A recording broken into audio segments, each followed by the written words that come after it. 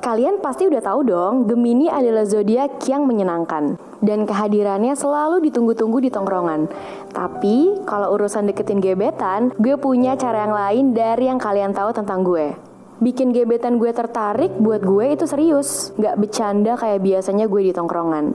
Gemini tuh fokus banget buat dapetin gebetannya, karena gue gak butuh hubungan cuma karena status. Karena kalau kayak gitu, mending gak usah ada status kan? Ups.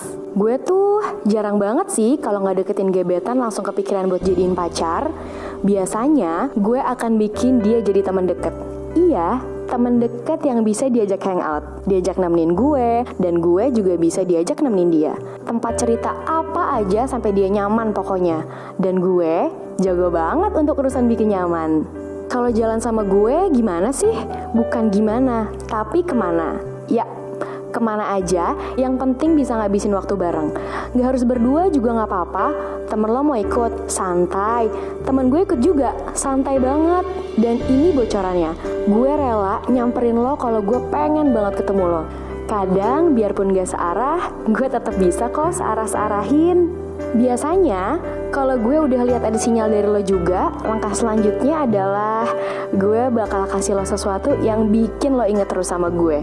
Ya nilainya mungkin gak seberapa sih, bukan barang mahal atau sesuatu hal yang penting, tapi pasti kelihatan romantis kan? Gak sekarang, nanti.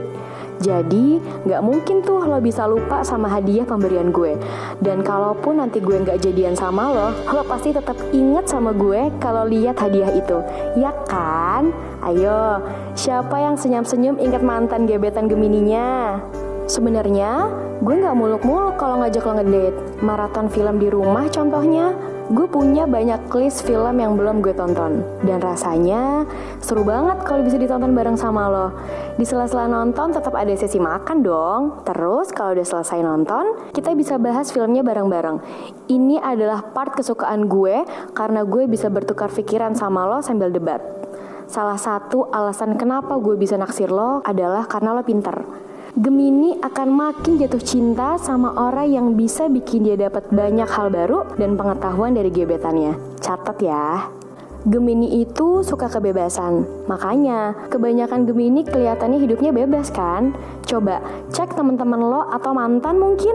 Makanya gue akan cari pasangan yang kasih gue kebebasan dan kepercayaan penuh.